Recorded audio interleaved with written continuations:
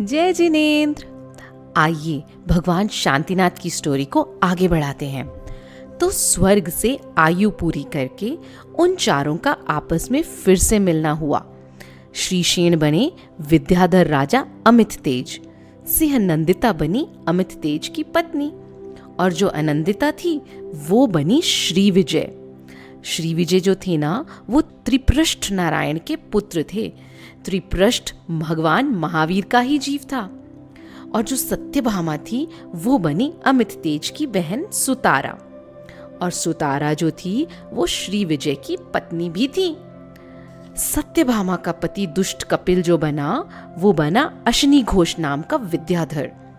अमित तेज राजा और श्री विजय दोनों में पूर्व भव के संस्कारों और स्नेह की वजह से इस भव में भी बहुत स्नेह था, अटैचमेंट था। एक बार राजा श्री विजय और रानी सुतारा एक बहुत ही सुंदर वन में घूमने गए। रास्ते में ही अश्नि घोष नाम का एक विद्याधर राजा भी कहीं जा रहा था। आप जानते हो ना, विद्याधर राजा भी हमारे जैसे ही ह्यूमन बीइंग्स होते हैं, लेकिन ये तपस्या करके, मंत्रों की आराधना करके कुछ विद्याएं, कुछ स्पेशल शक्तियां प्राप्त कर लेते हैं। जैसे कि विमान में बैठकर आकाश मार्ग से कहीं भी आ जा सकते हैं, अपना रूप बदल सकते हैं। अब जैसे ही अश्नि घोष ने रानी सुतारा को देखा तो प्रीवियस बर्थ के संस्कारों की वजह से रानी सुतारा पर मोहित होने लगा और रानी सुतारा को अपने साथ ले जाने की सोचने लगा। इसलिए वह एक बहुत ही सुंदर हिरण का रूप बनाकर, डियर का रूप बनाकर राजा रानी के सामने से निकला। वन में अचानक इतने सुंदर हिरण को देखकर राजा श्री विजय भी उसके पीछे पीछे भागे। इधर रानी सुतारा को अकेला देख अश्नि घोष ने हिरण का रूप छोड़ दिया और राजा श्री विजय का रूप बनाया और रानी सुतारा के साथ विमान में बैठकर वहां से चला गया। यानी कि उसने रानी का किडनैप कर लिया था, अपहरण कर लिया था, और वन में अपने मंत्रों से सिद्ध एक आर्टिफिशियल स्त्री को एक नकली रानी सुतारा का रूप बनाकर बिठा दिया। राजा श्री विजय तो अभी तक बहुत दूर तक हिरण के पीछे भागते रह रहे थे। अब वो हिरण तो उनके हाथ आता भी कैसे? वो तो केवल एक मायावी हिरण था, उनका ध्यान भटकाने के लिए। जब वो वापस लौटे तो नकली रानी सुतारा ने उनसे कहा कि राजा, मुझे तो सांप ने काट लिया है, और ऐसा कहते ही वे बेहोश होकर नीचे गिर पड़ी।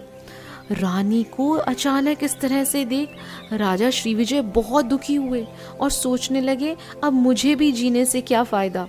और उन्होंने बहुत सारी लकड़ियाँ इकट्ठी की और उसमें आग जलाकर रानी के साथ ही बैठ गए। और किस्मत से, भाग्य से उसी समय दो विद्याधर राजा वहां से जा रहे थे। राजा श्री विजय को इस तरह आग में बैठते हुए देखकर उन्होंने जल्दी से उस आग को बुझाया। उन विद्याधर राजा के आते ही मायावी मंत्रों से बनी नकली रानी सुतारा तो अपने असली रूप में आ गई और डर कर वहां से भाग गई। उन विद्याधर राजाओं ने बताया कि हमने अभी राजा अश्नि घोष को आपकी रानी सुतारा को एक विमान में ले जाते हुए देखा है। हमने तो रानी को छुड़ाने की बहुत कोशिश की, लेकिन रानी सुतारा ने कहा है कि आप ही उन्हें उसकी कैद से छुड़वाकर वापस लाइए। राजा श्री विजय ने उसी समय रानी सुतारा के भाई राजा अमित तेज को भी सुतारा की किडनैपिंग के समाचार भेजे, उसकी न्यूज़ भेजी। राजा अमित तेज ने अपने पुत्रों को श्री विजय के साथ युद्ध के मैदान में भेज दिया और खुद वो एक शक्तिशाली विद्या प्राप्त करने के लिए मंदिर में जाकर मंत्रों की आराधना करने लगे। दोनों राजाओं की सेना में भयंकर युद्ध होने लगा। आपको पता है ना, युद्ध में कितनी हिंसा होती है। वहां पर भी किसी सैनिक का हाथ कट रहा था तो किसी का पैर। बहुत से सैनिकों के शरीर बाणों से घायल हो गए और बहुत से मरण को प्राप्त हो गए। बहुत से सैनिकों ने अपना अंत समय जानकर उपवास व्रत ले लिए।